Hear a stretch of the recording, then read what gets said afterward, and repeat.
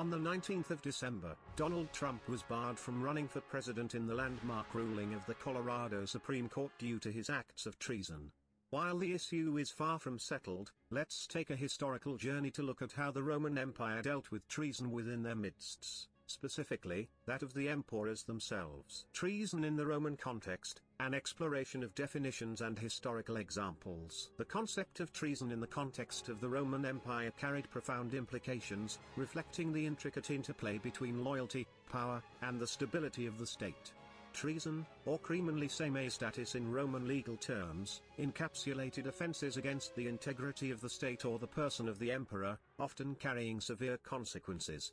This essay delves into the nuanced definition of treason within the Roman framework, examining specific examples that illuminate the gravity of such charges in the course of Roman history. In the Roman legal tradition, treason was broadly construed as actions or conspiracies that posed a threat to the security, authority, or sanctity of the state. The term encompassed a range of offences, from outright rebellion and conspiracy to acts perceived as undermining the emperor's authority or the stability of the empire. The legal framework surrounding treason was shaped by a delicate balance between the need for state security and the potential for political abuse, reflecting the broader tensions within Roman governance. One notable example of treason in the Roman Empire is the case of Gaius Cornelius Tacitus, a Roman senator accused of conspiring against the Emperor Tiberius during the early 1st century CE. Tacitus, renowned for his eloquence and critique of imperial excesses, found himself entangled in a web of political intrigue. Accused of plotting to overthrow Tiberius, Tacitus faced charges of treason, resulting in his exile from Rome. This case exemplifies how even intellectual dissent or perceived political opposition could be construed as treasonous, underscoring the sensitivity of the charge. The infamous trial and execution of Gaius Scribonius Curio during the time of Julius Caesar provide another illustrative example of treason within the Roman context. Curio, a Roman statesman and orator, initially supported Julius Caesar but later switched allegiances during the Civil War. His decision to join the forces of Pompey marked him as a traitor in the eyes of Caesar, who declared him an enemy of the state. Curio's fate serves as a stark reminder of how shifting political alliances during times of conflict could lead to charges of treason and severe consequences. The case of Marcus Junius Brutus, one of the conspirators in the assassination of Julius Caesar, offers a complex example of treason intertwined with notions of political philosophy and the defense of the Roman Republic. While Brutus justified his actions as a noble endeavor to preserve the republican ideals against what he perceived as Caesar's tyranny, his act was deemed treasonous by the triumvirs who succeeded Caesar. The complexity of motivations and interpretations surrounding this episode highlights the subjective nature of treason charges in the Roman political landscape. In the later stages of the Roman Empire, during the reign of Diocletian, the case of Maximianus Herculeus provides an example of treason within the military context. Maximian, a former emperor and co-ruler with Diocletian, sought to reclaim power but was ultimately defeated. His actions were seen as a threat to the stability of the tetrarchic system, and he was forced to abdicate. The charge of treason in this instance reflects the precarious balance of power within the imperial hierarchy and the consequences of challenging established authority. Treason in the Roman Empire encapsulated a broad spectrum of offences that threatened the integrity and stability of the state. The definition was subject to interpretation, allowing for the inclusion of actions ranging from armed rebellion to perceived political disloyalty. The historical examples of Tacitus, Curio, Brutus, and Maximian underscore the complex nature of treason charges, revealing the intersections of political ideology, power dynamics, and the shifting sands of allegiance within the ever-evolving landscape of the Roman Empire. The Republic unveiled organizational structure and governance in ancient Rome. The pre-imperial period of ancient Rome, marked by the Roman Republic, stands as a testament to the intricacies of governance and the evolution of political structures. This essay explores the organizational framework and governance of Rome before the advent of emperors, shedding light on the political, social, and legal systems that shaped the Republic. At its core, the Roman Republic was a complex system characterized by a delicate balance between aristocratic rule and popular participation. The governance of Rome was structured around a set of institutions, each playing a specific role in the decision-making process. One of the foundational elements was the Senate, an assembly of elder statesmen and influential figures who advised on matters of state. Another pivotal institution was the popular assemblies, representing the broader citizenry of Rome. These assemblies, such as the Centuriate Assembly and the Tribal Assembly, held the power to pass laws, declare war, and elect certain magistrates. While these assemblies allowed for popular participation, the voting structure often favored the wealthy and influential, reflecting the stratified nature of Roman society. Magistrates were key figures in the Roman political hierarchy.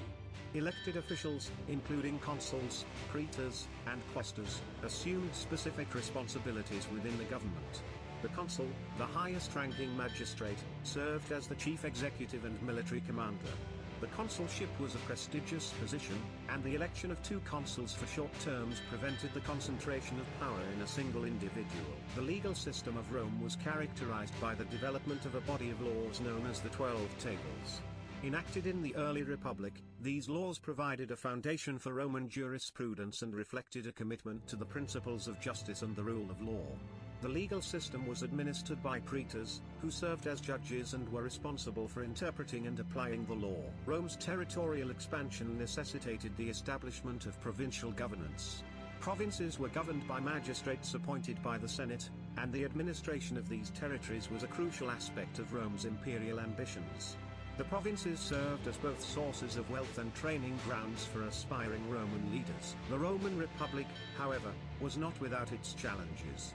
The struggle between patricians, the aristocracy, and plebeians, the common people, marked much of Roman history.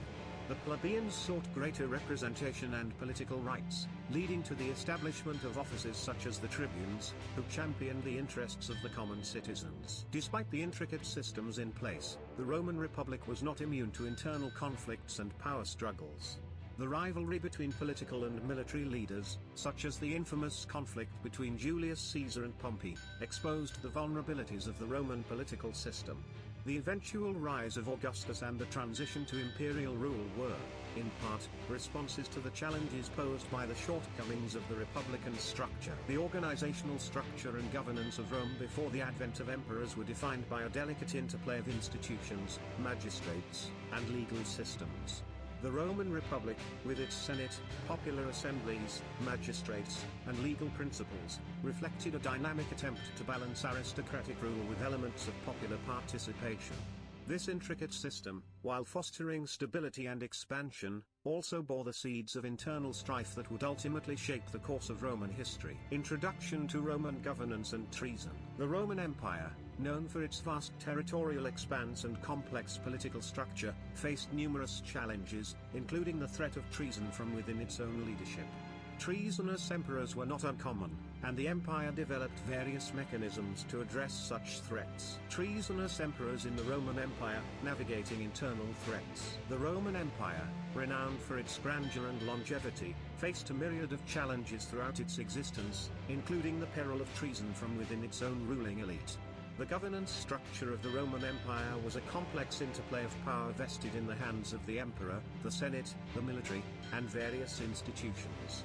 This intricate web of authority created a dynamic political landscape where the threat of treasonous emperors loomed as a recurring concern. The imperial office in ancient Rome held unparalleled power, yet it was not an absolute authority.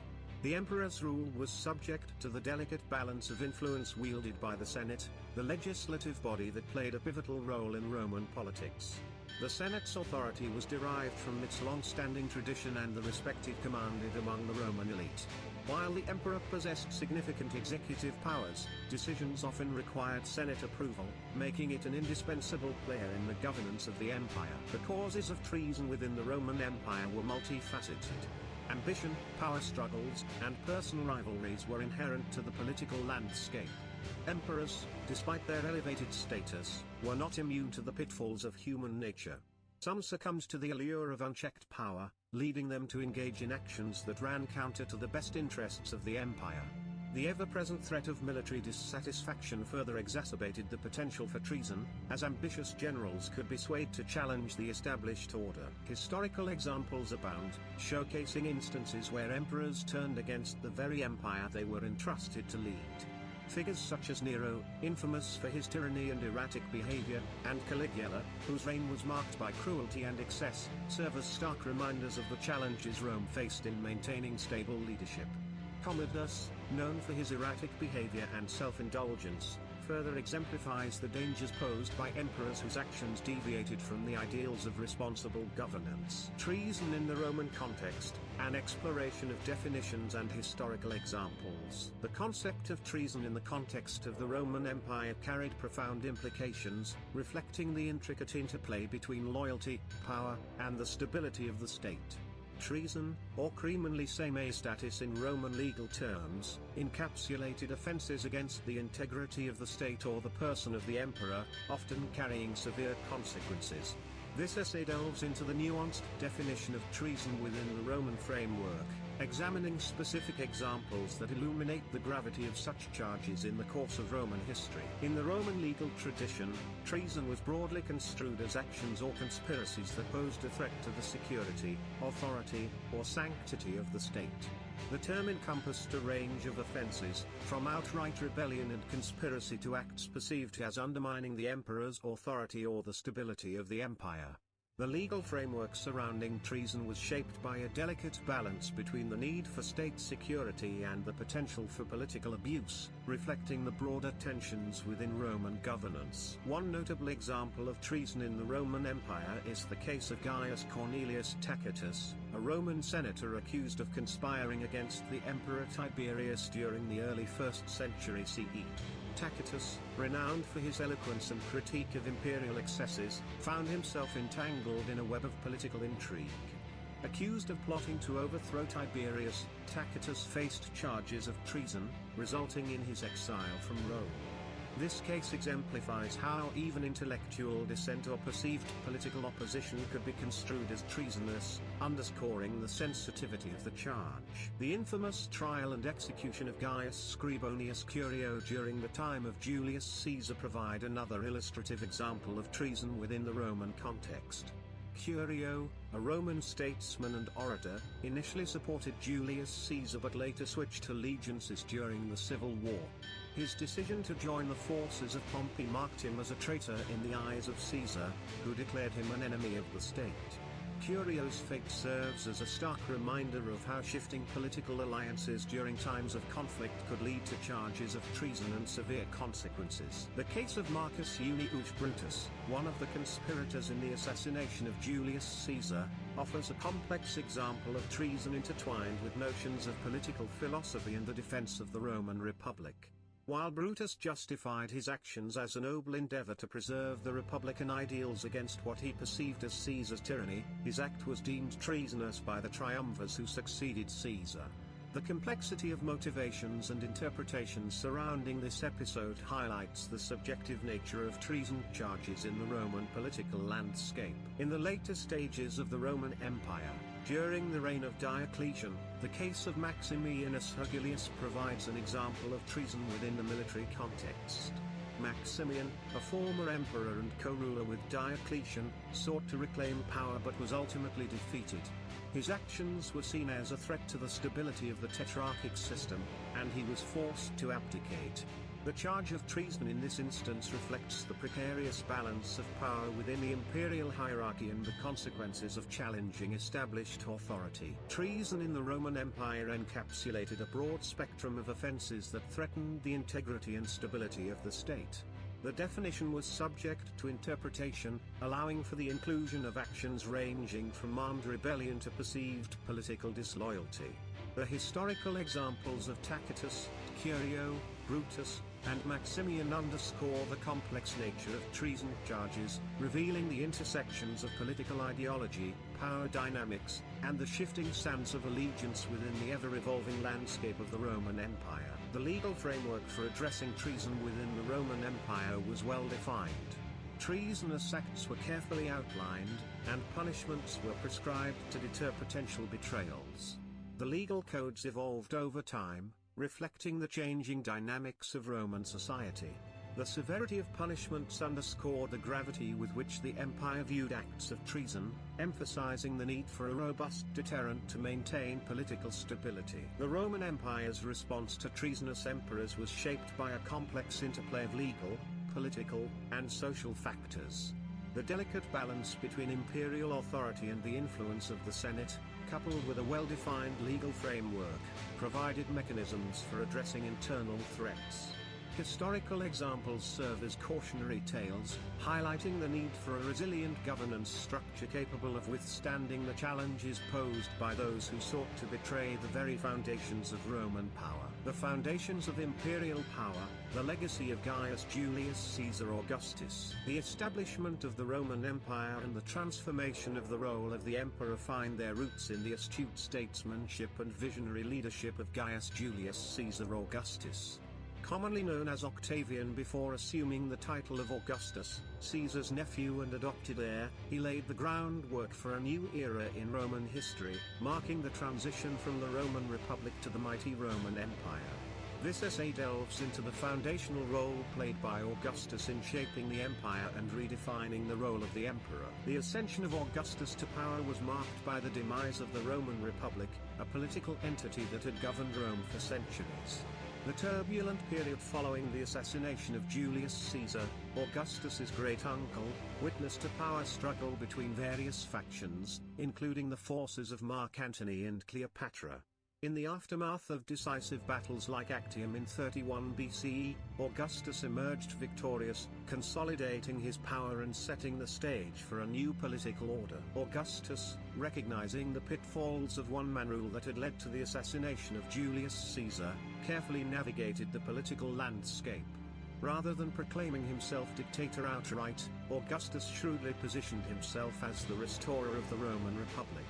In 27 BCE, he made a symbolic gesture by relinquishing extraordinary powers, but in reality, he retained a combination of constitutional offices that concentrated power in his hands.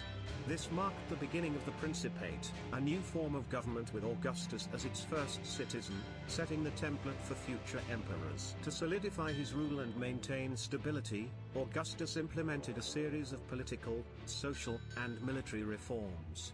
He undertook a massive program of public works, including the construction of temples, aqueducts, and roads, contributing to the overall prosperity of the empire.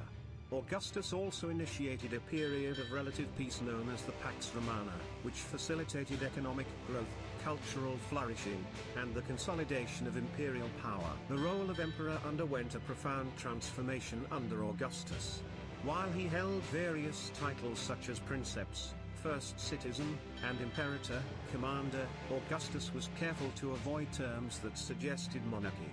Instead, he presented himself as the guardian of traditional Roman values and institutions. The Senate, although ostensibly a deliberative body, became a rubber-stamp institution that endorsed the emperor's decisions. Augustus skillfully balanced the illusion of the Republic's continuity with the realities of autocratic rule. Augustus's legacy also extended to the imperial succession. Contrary to the chaos that often accompanied successions in the Roman Republic, Augustus established a hereditary system, fostering a sense of continuity and stability.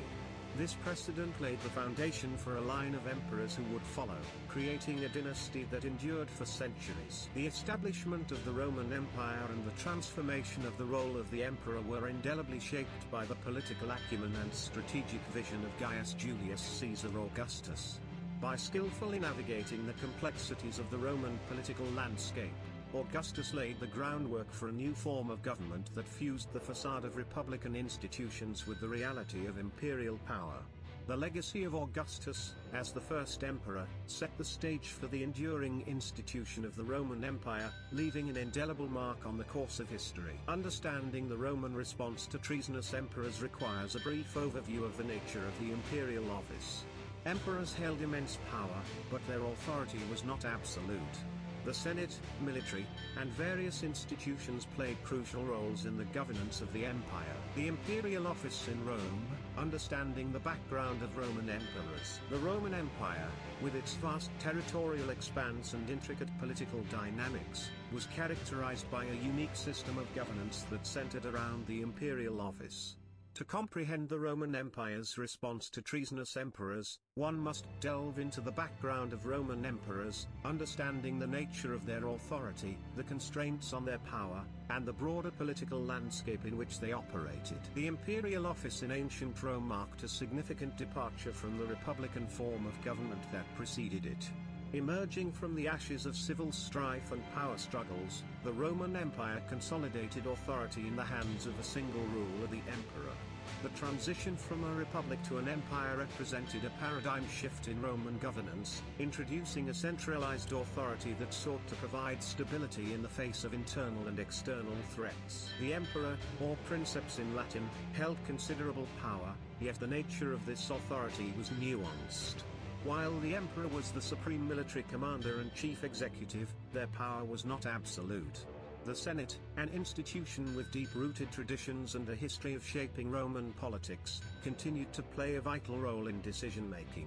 The emperor's legitimacy often depended on maintaining a delicate balance between asserting authority and garnering the support of influential senators. The selection of emperors, while not strictly hereditary, was not purely democratic either.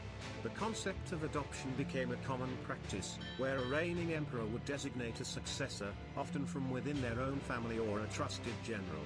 This practice aimed to ensure a smooth transition of power, reducing the potential for power struggles that could lead to internal strife or treasonous acts. The imperial office was not only a political institution but also a symbol of divine authority. Emperors were often deified, emphasizing their connection to the divine and reinforcing the idea that their rule was sanctioned by higher powers. This divine aspect added a layer of complexity to the emperor's role, as they were not only political leaders but also spiritual figures whose actions were believed to have cosmic implications. The Senate, a venerable institution that predated the imperial system, retained its significance under the emperors. While the Senate's power had diminished compared to the days of the Republic, its members still held sway over certain aspects of governance. The emperor, to maintain stability and legitimacy, needed the support of the Senate, and decisions often required its approval. The background of Roman emperors is crucial to understanding how the empire dealt with treasonous leaders. The transition from a republic to an empire, the nuanced nature of imperial authority, and the role of the Senate in shaping governance all contributed to the complex political landscape of ancient Rome. This intricate interplay of factors laid the foundation for the Roman Empire's response to internal threats, providing insights into the checks and balances that shaped the course of Roman history. Unraveling treason, exploring the causes behind treasonous acts in the Roman Empire. Treason, a betrayal of the highest order, was a recurring challenge faced by the Roman Empire throughout its extensive history. The causes behind treasonous acts were varied and multifaceted, rooted in the complex interplay of political, personal, and societal factors that characterized the Roman world. Understanding these underlying causes provides valuable insights into the challenges the empire faced in maintaining internal stability. Ambition, a driving force in the Roman political landscape, was a significant catalyst for treasonous acts. Aspiring leaders, whether within the imperial family or the military ranks, often sought to ascend to the throne, driven by a thirst for power and glory. The competition for succession, coupled with the allure of wielding supreme authority, created an environment ripe for internal strife and betrayal. Power struggles within the ruling elite were exacerbated by the intricate dynamics of Roman familial relationships.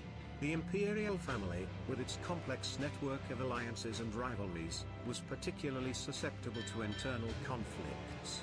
Sibling rivalries, conflicts over inheritance, and the perceived threat of being usurped by ambitious relatives fueled a cycle of treacherous plots and conspiracies. The military, a pillar of Roman strength, also played a pivotal role in the causes of treason.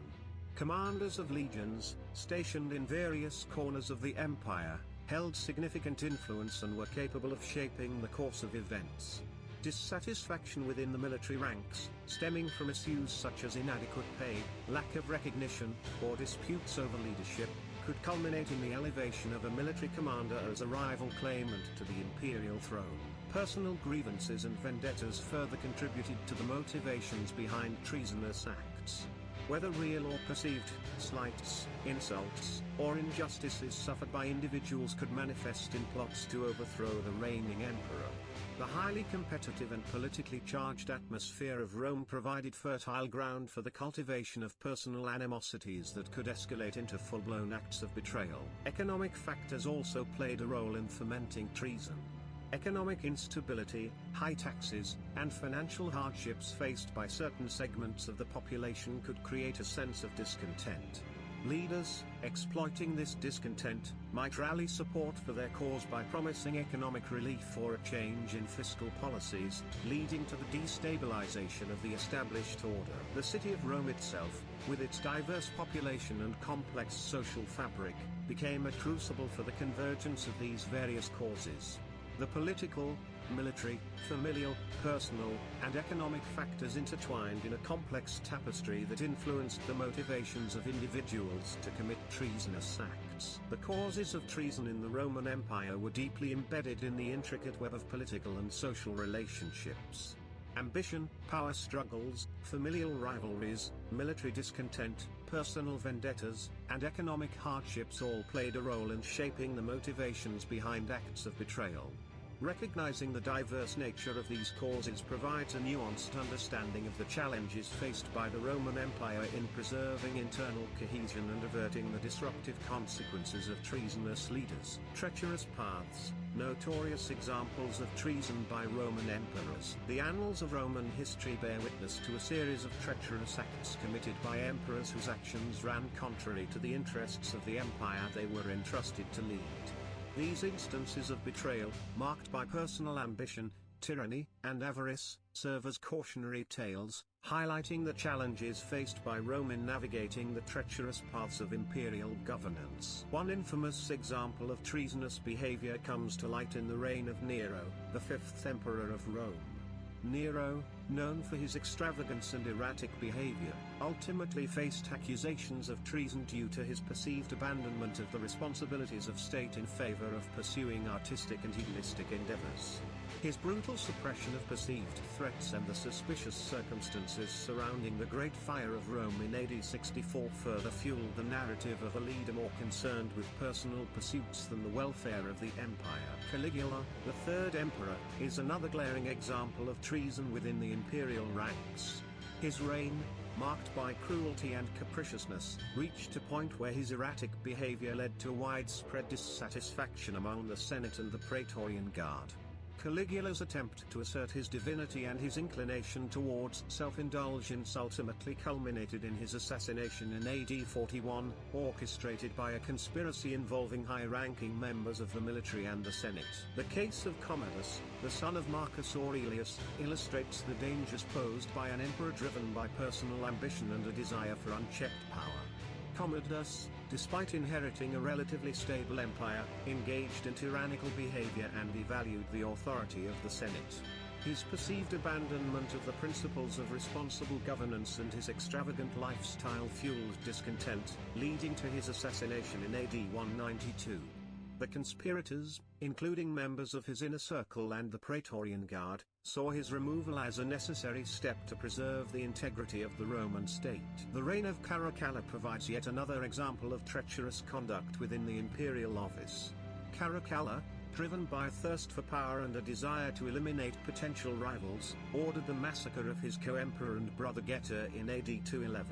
This fratricide was not only a blatant act of treason against a fellow member of the imperial family but also a stark demonstration of the lengths some emperors were willing to go to consolidate their power. The motivations behind these acts of treason were diverse, ranging from personal ambition and avarice, something that modern billionaires are guilty of, to the perceived need for self-preservation.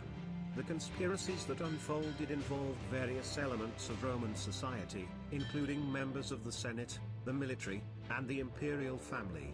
The common thread among these instances was a deviation from the principles of responsible governance, as some emperors prioritized personal interests over the well-being of the empire. The examples of treasonous behavior by Roman emperors underscore the vulnerabilities inherent in a system where power was concentrated in the hands of a single individual.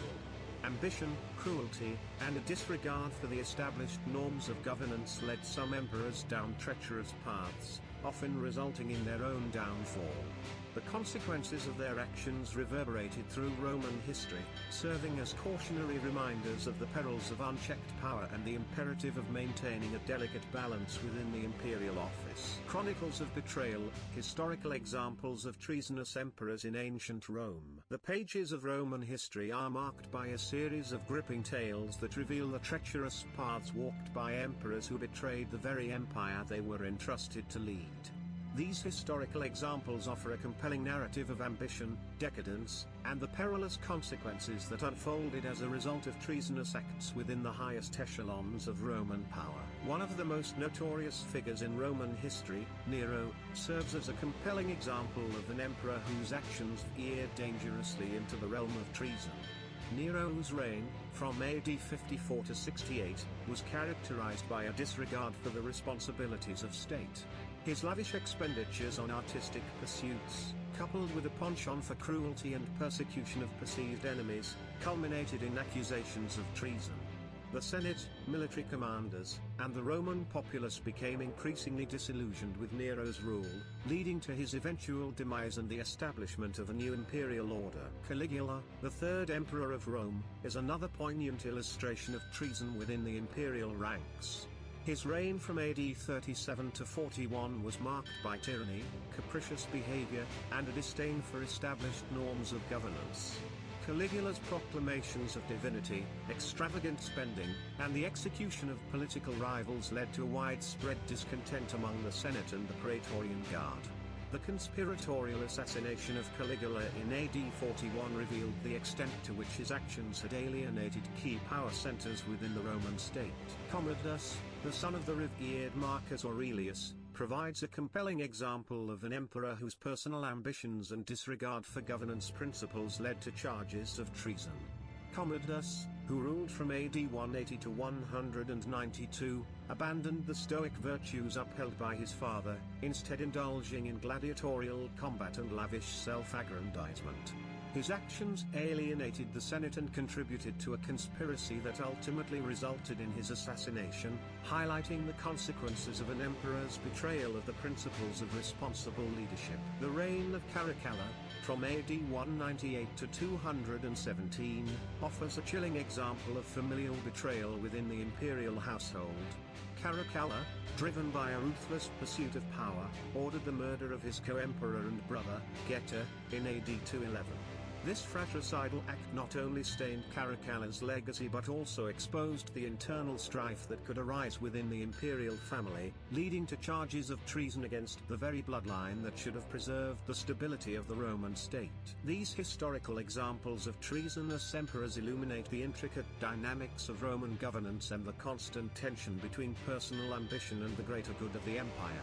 The conspiracies, assassinations, and betrayals that unfolded within the imperial court underscore the vulnerability of a system where power was concentrated in the hands of a single individual.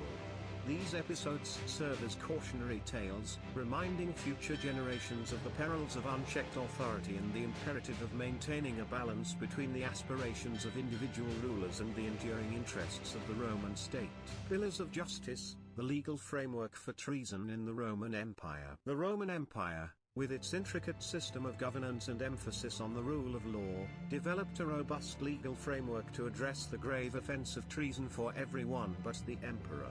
The concept of treason, understood as a betrayal of the state and its institutions, was carefully defined within Roman law, and the prescribed punishments reflected the severity with which the empire viewed acts that threatened its stability and security. In the Roman legal tradition, the term for treason was peduilio, encompassing a range of offenses against the state, including conspiracies, rebellions, and acts of betrayal by those entrusted with the highest offices.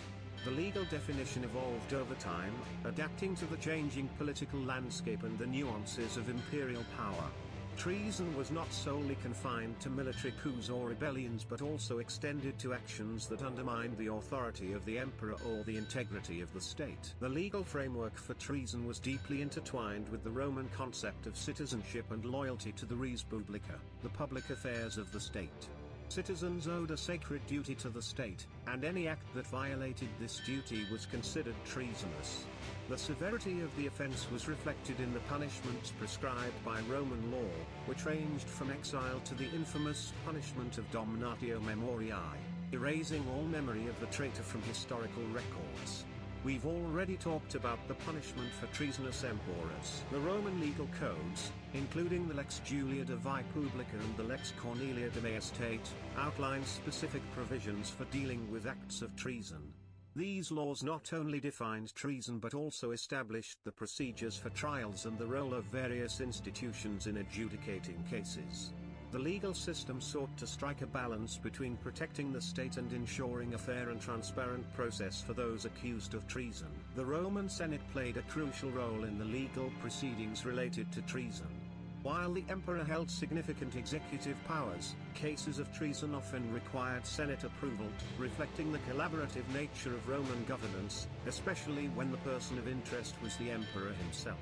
The Senate's involvement added a layer of checks and balances to the legal process, preventing the arbitrary use of accusations for political purposes. Trials for treason were conducted with meticulous attention to evidence and legal procedures. Accusations had to be substantiated, and the accused were afforded the opportunity to present a defense. The legal system recognized the gravity of treason and the potential for false accusations, emphasizing the need for a fair and just process. The punishments for those found guilty of treason varied in severity. Exile, confiscation of property, and the infamous damnatio memoriae were common consequences. The severity of punishment was often influenced by the perceived threat posed by the accused and the political climate of the time. The legal framework for treason in the Roman Empire exemplified the commitment to justice and the preservation of the state. The carefully defined concept of treason, the involvement of the Senate in legal proceedings, and the emphasis on fair trials reflected the Roman dedication to the rule of law. The legal system served as a safeguard against arbitrary accusations, ensuring that individuals accused of treason faced a thorough and transparent process that balanced the imperatives of justice with the need to protect the stability of the Roman state. Throughout the history of the Roman Empire, several emperors faced tumultuous reigns marked by political intrigue, power struggles, and accusations of treason. However, the concept of emperors being formally tried for treason within a structured legal process, akin to contemporary impeachment proceedings, was not a common occurrence. The autocratic nature of imperial rule, coupled with the lack of a codified legal system, often resulted in more informal and politically charged responses to allegations of treason. The absence of formal treason trials against emperors can be attributed to the unique political dynamics of the Roman Empire. The concentration of power in the hands of the emperor, coupled with the lack of a robust legal framework for holding the ruler accountable, meant that accusations of treason often manifested as political machinations rather than structured legal processes. Emperors were more likely to face the consequences of treason accusations through rebellion, assassination, or forced abdication, rather than a trial in the modern sense. While several emperors of the Roman Empire faced accusations of treason, the lack of a formalized legal process akin to contemporary trials or impeachments was a defining feature of imperial governance. The autocratic nature of the Roman political system and the absence of a well-defined legal framework meant that the fate of emperors accused of treason was often determined by political maneuvering, rebellion, or internal strife rather than a structured legal trial with a formal judgment. Guardians of the Republic, the crucial role of the Senate in addressing treasonous emperors. The Roman Senate, an esteemed institution with deep-rooted traditions and a history of shaping the destiny of the Republic and the Empire, played a pivotal role in the complex fabric of governance. When it came to addressing treasonous emperors, the Senate's role was instrumental, reflecting the delicate balance between imperial authority and the collective wisdom of the Roman elite. The Senate's influence in matters of state extended beyond its advisory role, especially in cases where the actions of the emperor were perceived as a threat to the well-being of the Republic. The Senate, consisting of esteemed senators representing the diverse interests of the Roman elite, became a key player in the checks and balances system that characterized Roman governance. One of the primary roles of the Senate in dealing with treasonous emperors was its power to confer legitimacy. The Senate's approval bestowed legitimacy upon the emperor, and a lack of support could undermine the ruler's authority. This inherent link between the emperor's legitimacy and the Senate's approval meant that an emperor accused of treason risked losing not only the support of influential senators but also the broader acknowledgement of the Roman elite. In cases where an emperor's actions were deemed treasonous, the Senate often became a forum for deliberation and decision-making. Accusations of treason brought forth by members of the Senate were subjected to careful examination, reflecting the Senate's commitment to justice and the rule of law. The legal proceedings conducted in the Senate ensured a fair and transparent process, with senators carefully weighing the evidence and the potential impact of the accusations on the stability of the empire. The Senate's involvement in addressing treasonous emperors also extended to the realm of political maneuvering. Senators, recognizing their collective power, could leverage their influence to either support or oppose an emperor accused of treason. Political alliances and factions within the Senate could shape the outcome of legal proceedings, demonstrating the nuanced interplay between political interests and the pursuit of justice. Moreover, the Senate had the authority to declare an emperor or hostis an enemy of the state, effectively stripping them of their legitimacy and paving the way for legal actions against them. This declaration marked a significant step in acknowledging the severity of the charges and the potential consequences for the accused emperor. This declaration was a severe measure taken against an emperor, marking a significant rupture in their relationship with the Senate and the Roman state. Such declarations often occurred in times of political crisis, rebellion, or when the actions of the emperor were perceived as a threat to the stability of the empire. Here are a couple of notable examples. Nero, 68 CE. Nero, the last ruler of the Julio-Claudian dynasty, faced widespread discontent and accusations of mismanagement during his reign. The Great Fire of Rome in 64 CE and subsequent allegations of Nero playing the liar while the city burned added to his negative reputation. As rebellion spread in different provinces, including Gaul and Spain, and with the Praetorian Guard abandoning him, Nero was declared a public enemy, hostis, by the Senate in absentia. Faced with the prospect of capture and execution, Nero chose to take his own life in 68 CE. Didius Julianus, 193 CE. Didius Julianus, who became emperor through the infamous auction of the imperial throne, faced opposition from the Senate and the Praetorian Guard.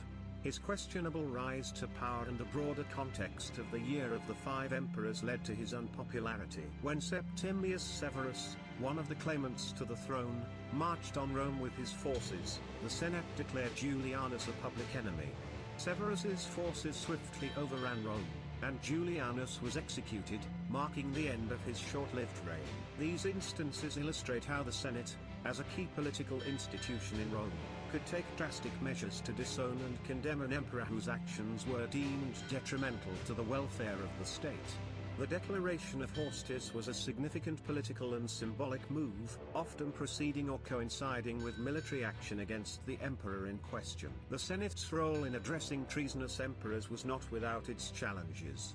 The delicate balance between asserting the authority of the Senate and avoiding open conflict with the emperor required political finesse.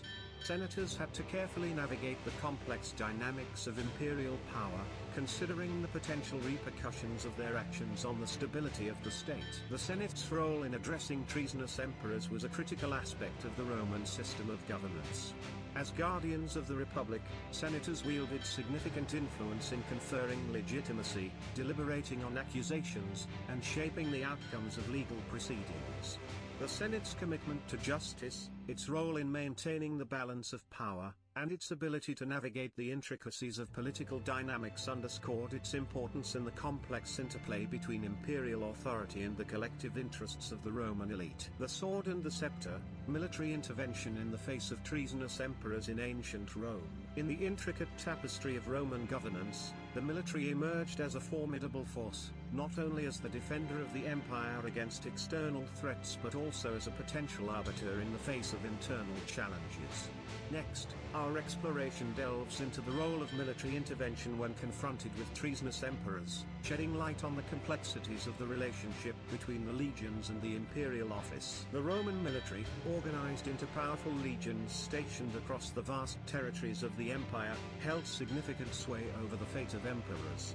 Instances of military intervention often arose when the legions perceived a breach of loyalty or when their interests clashed with the policies of the ruling emperor. The military's intervention in such cases reflected a complex interplay of factors, including loyalty to the emperor, grievances over conditions such as pay and treatment, and a broader sense of duty to the empire. One of the notable examples of military intervention in response to a perceived treasonous emperor is found in the case of Caligula. His reign, marked by eccentricity and cruelty, led to widespread dissatisfaction among the Praetorian Guard and other segments of the military.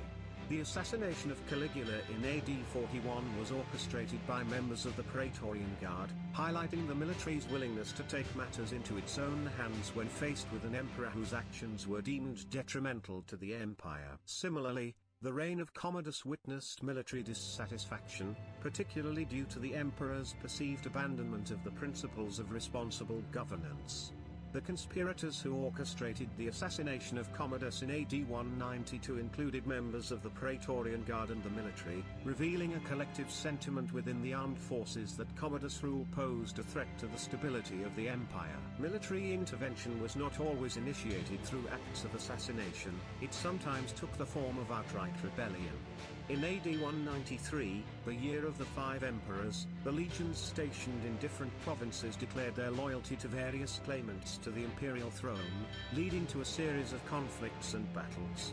This period exemplifies how military commanders and their legions could play a decisive role in determining the fate of the empire during times of political instability and perceived treason. The motivations behind military intervention were diverse, ranging from concerns about the emperor's competence and leadership to more self-interested considerations such as pay and privileges. The military's perception of the emperor's ability to ensure the well-being and prosperity of the empire influenced its stance, and, at times, the legions were willing to take drastic measures to safeguard what they perceived as the greater good. Military intervention in response to treasonous emperors was a recurring theme in Roman history, reflecting the intricate relationship between the imperial office and the armed forces. The military, as a powerful and influential entity, played a pivotal role in shaping the destiny of emperors and the stability of the empire. The instances of intervention underscore the dynamic nature of Roman politics, where the loyalty of the legions and their perception of the emperor's actions could tip the balance in favor of stability or upheaval. Networks of influence, the role of aristocracy in responding to treasonous emperors in ancient Rome. In the rich tapestry of Roman governance, the aristocracy, composed of influential families and members of the senatorial class, played a pivotal role in shaping the response to emperors accused of treason.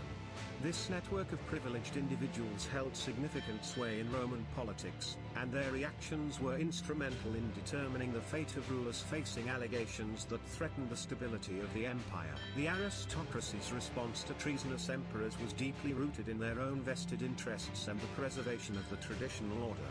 Often holding key positions in the Senate, the aristocracy possessed both political and economic influence, making their support or opposition a critical factor in the survival of an emperor facing accusations. The Senate, dominated by aristocrats, served as a key forum for deliberation and decision-making during times of political upheaval.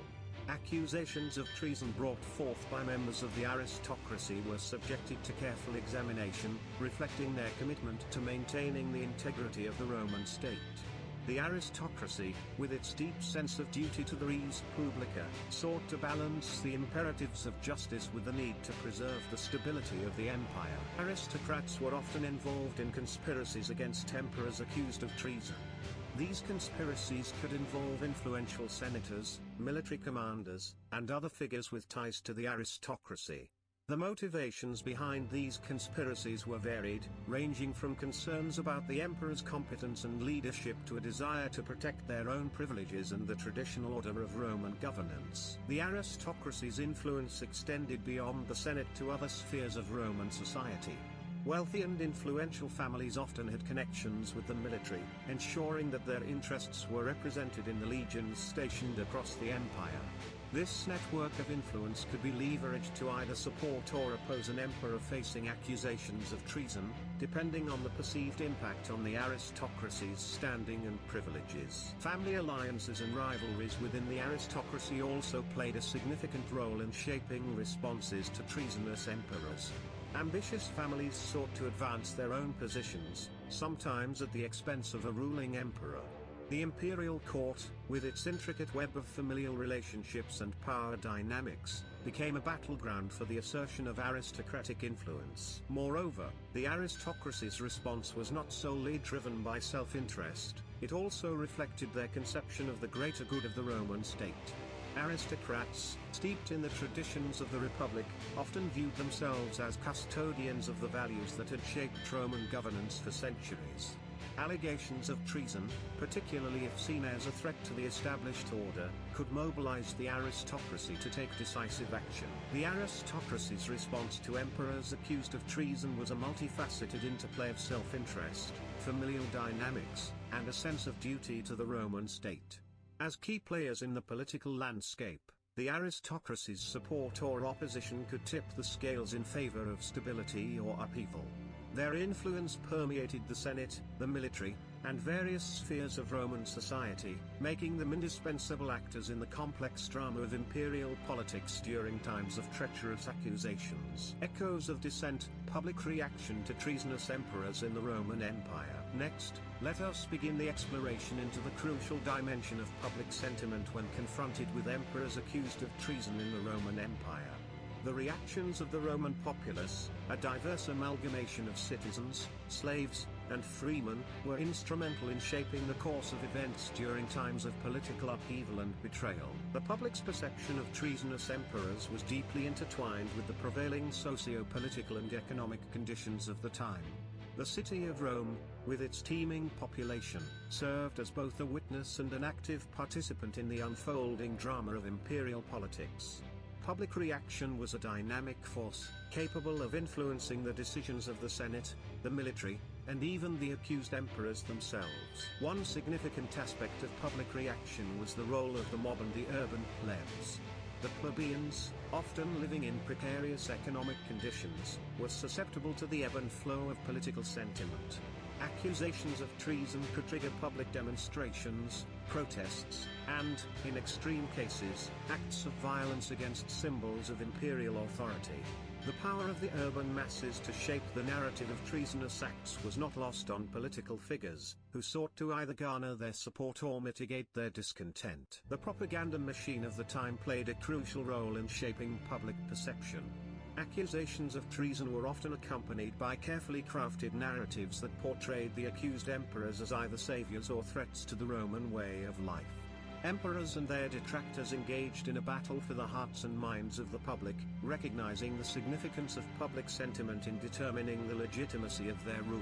Public reaction was not uniform, it varied depending on the nature of the accusations, the charisma of the accused emperor, and the prevailing socio-economic climate. In some instances, the public, disillusioned with the perceived excesses of an emperor, might support efforts to remove them from power. In other cases, charismatic leaders could manipulate public sentiment to rally support against accusations of treason, presenting themselves as defenders of the people against alleged conspiracies. The public's reaction to treasonous emperors also had a reciprocal effect on the decisions of other power centers, such as the Senate and the military. The perception that an emperor had lost the support of the populace could sway the Senate to act decisively against the accused ruler.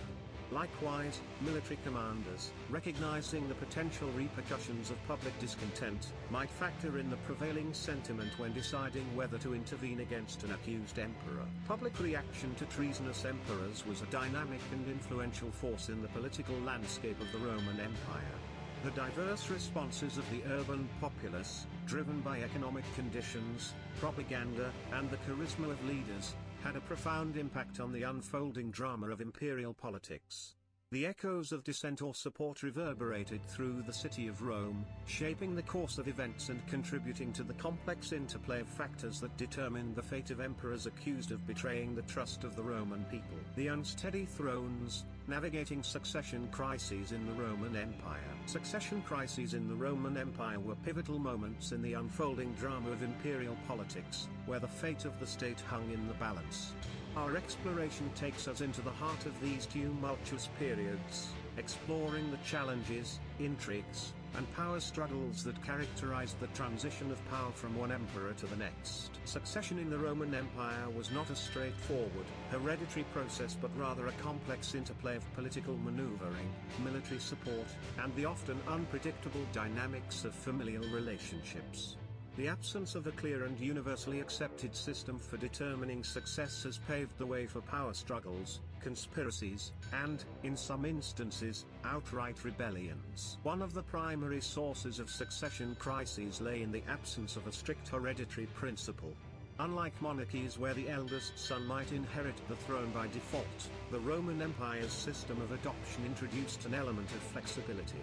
Emperors often designated success as based on merit, loyalty, or familial ties, leading to a succession process that could be influenced by personal preferences and political considerations. The reliance on adoption as a means of selecting heirs also meant that the transition of power was not always smooth. Rival claimants to the throne, whether biological or adopted, could contest the legitimacy of the designated successor, leading to internal strife and potential accusations of treason. The unpredictability of succession heightened the risk of power struggles and conspiracies, as individuals and factions vied for control of the imperial office. The military's role in succession crises was a double-edged sword. While the loyalty of the legions was crucial for the stability of the empire, it could also become a source of contention. Military commanders, with their legions stationed in various provinces, held significant power and influence. Succession crises often saw these commanders aligning themselves with different claimants, leading to conflicts that had the potential to plunge the empire into civil war. The Senate, another key player in matters of succession, could either serve as a stabilizing force or contribute to the chaos.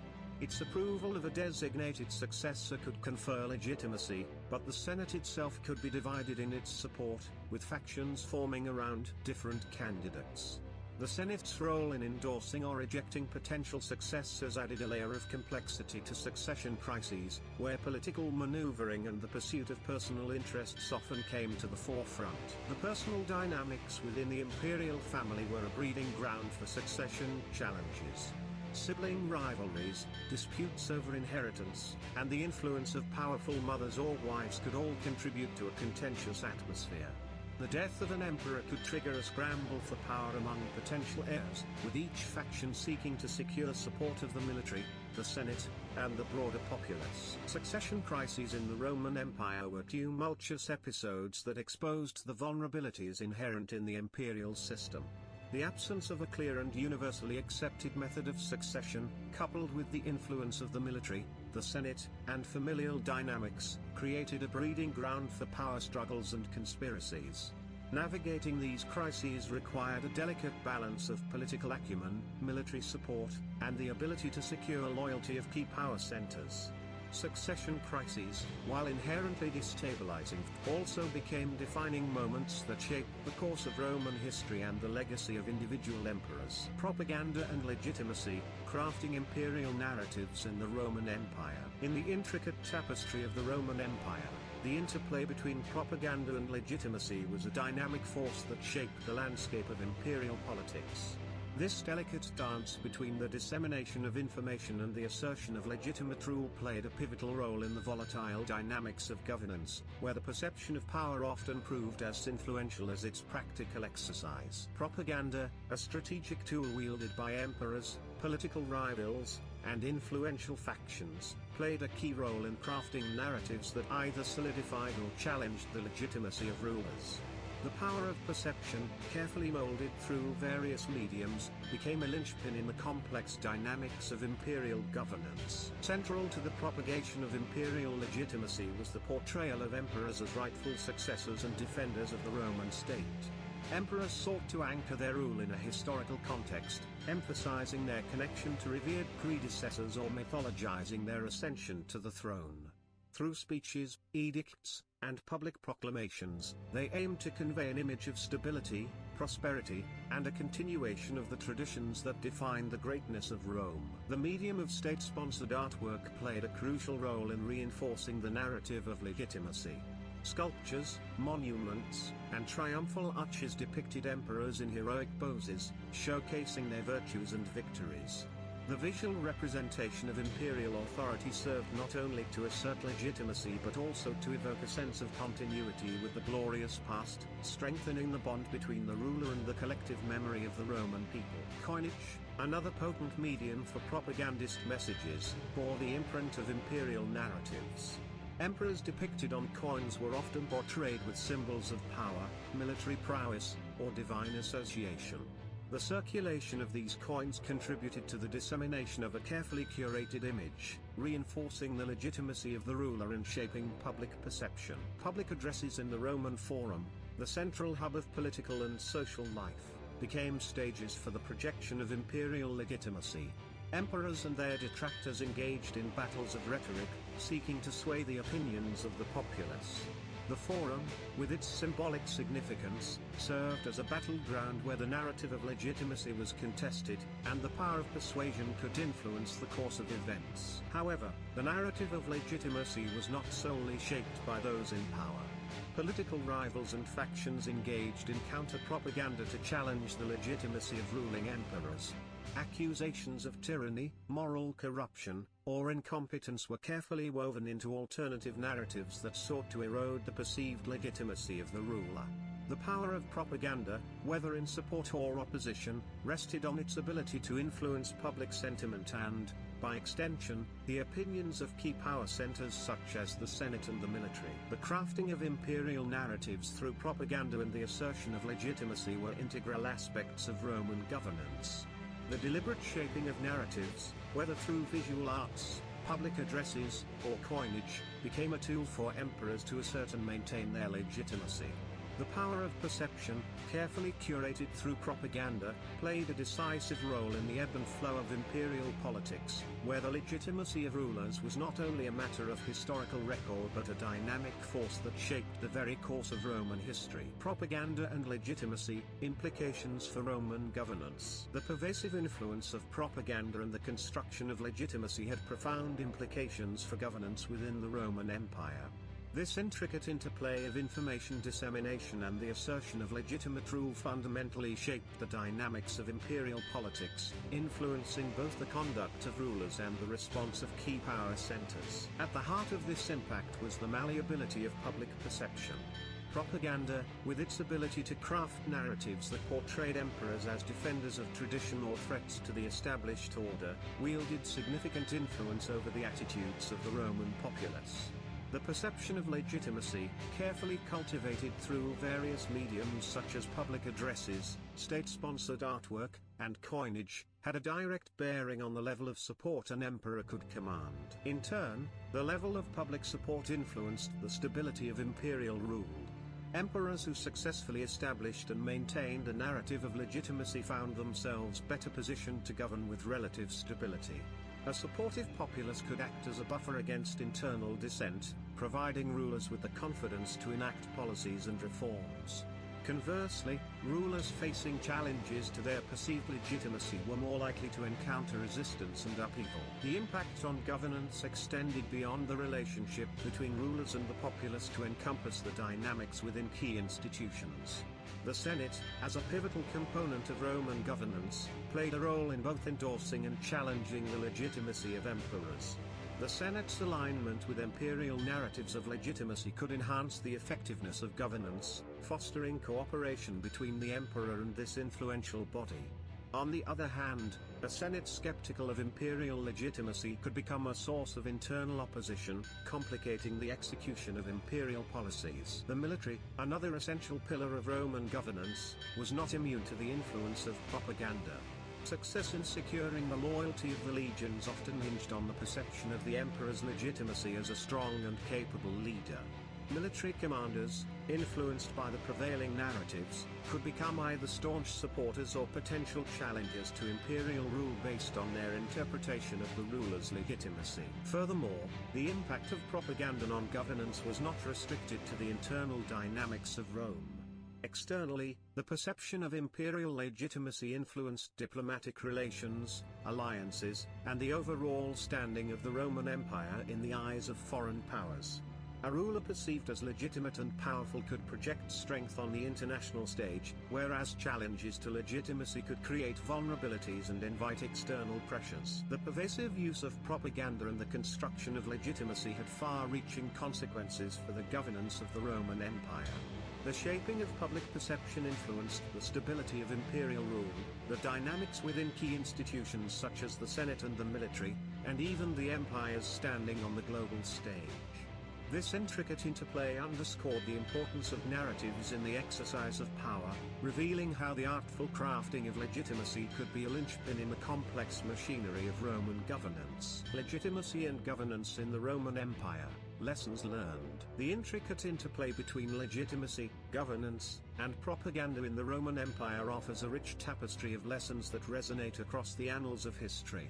Our exploration delves into these lessons, drawing insights from the dynamics of imperial rule, the role of public perception, and the enduring impact on the trajectory of one of the greatest civilizations in antiquity. One of the paramount lessons gleaned from the Roman experience is the centrality of legitimacy in the stability of governance. The careful construction of narratives, whether through state-sponsored artwork, public addresses, or coinage, underscored the importance of perceived legitimacy.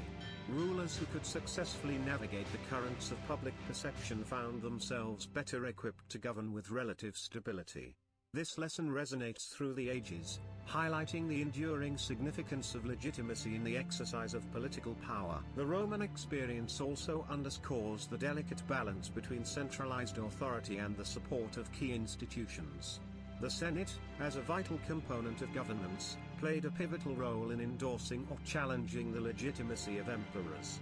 Successful rulers were those who could secure not only the allegiance of the populace but also the support or at least the acquiescence of influential bodies such as the Senate. This lesson speaks to the intricate dance of power dynamics within a political system, emphasizing the need for rulers to navigate the complexities of both popular sentiment and institutional support. Furthermore, the Roman Empire offers a cautionary tale about the dangers of unchecked propaganda. While propaganda was a tool for shaping narratives and securing legitimacy, its misuse or manipulation could sow the seeds of discord. The lessons learned from accusations of tyranny, moral corruption, or betrayal underscore the need for a discerning populace and the importance of transparent governance. In the modern era, where information is abundant and easily disseminated, the Roman experience reminds us of the enduring significance of truth and accountability in the exercise of political authority. The military, as a crucial pillar of governance, provides another valuable lesson from Roman history. The loyalty of the legions, influenced by the perception of the emperor's legitimacy, highlights the delicate relationship between military and civilian authority. Successful rulers understood the need to maintain the support of the armed forces, recognizing the potential consequences of military dissent. This lesson resonates in contemporary discussions on civil-military relations, emphasizing the importance of a harmonious balance to ensure the stability of governance. The lessons learned from the Roman Empire's exploration of legitimacy, governance, and propaganda reverberate through the corridors of history. The centrality of legitimacy in the stability of governance, the delicate dance between centralized authority and institutional support, the cautionary tale of unchecked propaganda, and the importance of maintaining military loyalty all contribute to a nuanced understanding of the complexities of political power. As we reflect on the lessons from Rome, we gain insights that remain relevant, offering timeless guidance for those who seek to navigate the intricate landscape of governance and power. legitimacy, governance, and propaganda, a cross-empire comparative analysis. Our exploration now widens its lens to draw comparisons between the dynamics of legitimacy, governance, and propaganda in the Roman Empire and other historical counterparts. This broader perspective allows us to uncover shared patterns and unique features that have shaped the trajectories of diverse empires throughout history. The Roman Empire, often considered a benchmark of ancient civilizations, shares commonalities with other empires in terms of the central role played by legitimacy in governance. Various imperial contexts highlight the careful cultivation of legitimacy through hereditary claims, military victories, or religious endorsements. For instance, the Persian Empire relied on the divine legitimacy of its rulers, mirroring the Roman practice of associating emperors with divine attributes. Moreover, the delicate equilibrium between centralized authority and institutional support resonates across different empires. In the Byzantine Empire, the interplay between the emperor and the Senate mirrors the Roman model, reflecting the enduring challenges of managing both popular sentiment and institutional cooperation. Similarly, Chinese dynasties grappled with the complexities of governance, relying on a combination of Confucian principles, the mandate of heaven, and military backing to establish legitimacy. The use of propaganda as a tool for shaping narratives and securing legitimacy is a common thread woven through various empires.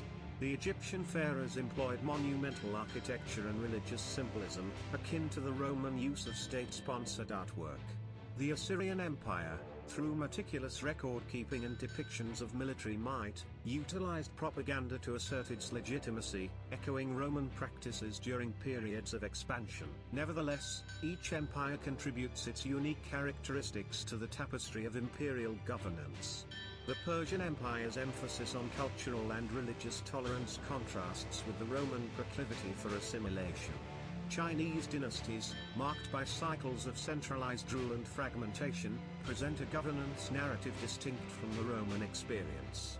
The Byzantine Empire's amalgamation of Roman traditions with Eastern influences underscores the adaptability of imperial governance to diverse circumstances. In terms of military dynamics, the Roman reliance on legions and the delicate balance required to maintain their loyalty finds parallels in other empires. The Macedonian Empire, under Alexander the Great, exemplifies the importance of a loyal and disciplined military for the stability of imperial rule. The Ottoman Empire, with its janissaries and military administration, showcases the strategic role of armed forces in governing vast territories. This cross-empire comparative analysis sheds light on the interconnected dynamics of legitimacy, governance, and propaganda. While commonalities emerge in the challenges faced and strategies employed, each empire's distinct cultural, religious, and political context gives rise to unique features. Undertaking such a comparative analysis allows us to discern universal patterns while appreciating the richness of each empire's individual narrative, contributing to a more comprehensive understanding of the complexities inherent in imperial governance across diverse historical contexts. The enduring shadows, legacy of treason in historical narratives. The legacy of treason, etched into the historical narratives of various civilizations, spans epochs and empires, leaving an indelible mark on the collective memory of societies. This exploration delves into the nuanced consequences, lasting impact, and the intricate interplay between treason and the shaping of historical legacies. Treason, often synonymous with betrayal of the highest order, has had profound and lasting effects on the political, social, and cultural fabric of nations. The Roman Empire, with its rich tapestry of imperial intrigue and power struggles, provides a poignant illustration of how accusations of treason could alter the course of history. The legacies of emperors accused of treason were often marred by the shadows of suspicion, tarnishing their achievements and contributions. One of the enduring legacies of treason lies in its capacity to sow seeds of mistrust and erode the foundations of political stability. Accusations of betrayal, whether real or politically motivated, have the potential to fracture the bonds of loyalty between rulers and subjects, creating a ripple effect that resonates through generations. The aftermath of treason trials in Rome, with purges and prescriptions, left a lasting imprint on the consciousness of the Roman people, fostering an environment of suspicion and caution. Moreover, the legacy of treason extends beyond the immediate political fallout to influence the very institutions that form the backbone of governance. The Roman Senate, witness to numerous trials and purges, underwent transformations in its dynamics and powers. The precedent set by treason trials shaped the Senate's role in subsequent eras, as senators navigated the delicate balance between loyalty to the state and self-preservation. In addition to its impact on governance structures, the legacy of treason reverberates in the narratives of justice and morality within societies. The characterization of accused emperors as traitors or martyrs often hinged on the prevailing political climate and the victor's ability to shape their historical narrative. The complexities of treason trials illuminated the challenges of distinguishing between genuine threats to the state and politically motivated accusations, leaving a legacy of ambiguity and interpretation in the historical record. The enduring shadows of treason also extend to the realm of leadership and the expectations placed on rulers. The scrutiny faced by emperors accused of treason set benchmarks for subsequent leaders, influencing their approaches to governance, loyalty, and the management of potential threats. The spectre of treason became a cautionary tale, shaping the behavior of rulers who sought to navigate the complexities of imperial politics. Furthermore, the legacy of treason intersects with the collective memory of societies, influencing cultural narratives and perceptions of power. Accusations of betrayal became embedded in the storytelling traditions of various civilizations, shaping how subsequent generations interpreted the actions of rulers and the impact of political machinations. The legacy of treason became a lens through which societies examined their own vulnerabilities, questioned the motivations of leaders, and contemplated the fragility of political alliances. The legacy of treason is a complex and multifaceted phenomenon that echoes through the corridors of history. Its enduring impact on political stability, governance structures, notions of justice, and the expectations placed on leaders is a testament to the profound and lasting consequences of accusations of betrayal. As societies grapple with the complexities of their historical legacies, the shadows of treason continue to cast their influence, reminding us of the intricate interplay between power, loyalty, and the narratives that shape the collective memory of civilizations. The resilient echoes of treason, a conclusion to the legacy of betrayal. The exploration into the legacy of treason within the context of the Roman Empire unveils a tapestry woven with the threads of political intrigue, fractured loyalties, and enduring consequences. As we reflect on the intricate dynamics that accusations of betrayal introduced into the Roman narrative, a conclusion emerges, one that emphasizes the resilience of the Roman Empire in overcoming internal threats, thereby contributing to its longevity and historical significance. The legacy of treason, marked by the enduring shadows of political upheaval, has proven to be a crucible through which the Roman Empire forged its path. Accusations of betrayal, whether founded in reality or politically motivated, threatened the very fabric of Roman governance. However, the resilience of the empire lay in its ability to navigate the treacherous terrain of internal strife and emerge with a strengthened resolve.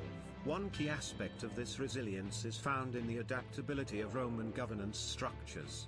The Senate, witness to numerous treason trials and political purges, did not crumble under the weight of suspicion and political maneuvering. Instead, it evolved, adjusting its role and dynamics to meet the challenges of each era.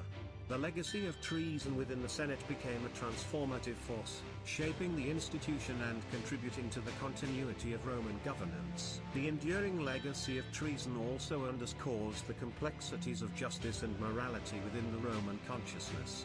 The moral landscape, intricately tied to accusations of betrayal, did not succumb to the shadows cast by treason trials. Instead, it became a dynamic arena where interpretations and perspectives evolved, contributing to a nuanced understanding of justice. The Roman people grappled with the moral intricacies presented by treason, fostering a resilient cultural consciousness that questioned, interpreted, and adapted to the challenges of governance. Leadership, under the perennial shadow of treason, demonstrated its resilience in navigating the intricate webs of political machinations. Rulers, scrutinized in the aftermath of accusations, learned to navigate the complexities of loyalty, governance, and potential threats. The legacy of treason became a teacher, instilling in subsequent leaders a pragmatic approach to power and a keen awareness of the intricacies inherent in imperial rule. The resilience of the Roman Empire in the face of internal threats, particularly accusations of treason, emerges as a defining characteristic of its historical significance. The adaptability of governance structures, the nuanced evolution of justice and morality, and the lessons gleaned by subsequent leaders all attest to the enduring strength of Rome. The legacy of treason, while casting enduring shadows, ultimately became a crucible through which the Roman Empire tested its mettle, emerging not only victorious over internal threats but also as a civilization that left an indelible mark on the pages of history. The echoes of treason, far from being a harbinger of decline, resonate as a testament to the enduring resilience that contributed to the longevity and historical significance of the Roman Empire. Modern America and treason. The process of trying a president of the United States for treason is outlined in the U.S. Constitution. Treason is defined in Article 3, Section 3. Treason against the United States shall consist only in levying war against them, or in adhering to their enemies, giving them aid and comfort. No person shall be convicted of treason unless on the testimony of 2 witnesses to the same overt act, or on confession in open court. Here is a general overview of the process. 1. Investigation. Before any trial, there would likely be an investigation by law enforcement agencies or special counsel to gather evidence of treasonous acts. 2. Indictment. If there is sufficient evidence, a federal grand jury may issue an indictment, formally charging the president with treason. 3. Impeachment. The Constitution provides another avenue for addressing presidential misconduct. If the treasonous acts are considered high crimes and misdemeanors, the House of Representatives may choose to impeach the president. 4. Trial in the Senate. Impeachment by the House of Representatives does not remove the president from office.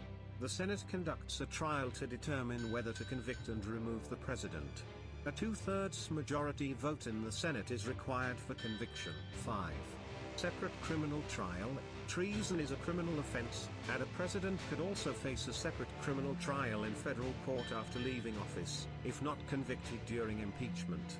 The Department of Justice might bring charges based on the evidence gathered. 6. Punishment. If a president is convicted of treason, the Constitution provides the range of punishments in Article 3, Section 3. The Congress shall have power to declare the punishment of treason, but no attainder of treason shall work corruption of blood, or forfeiture except during the life of the person attainted. The punishment for treason is left to the discretion of Congress.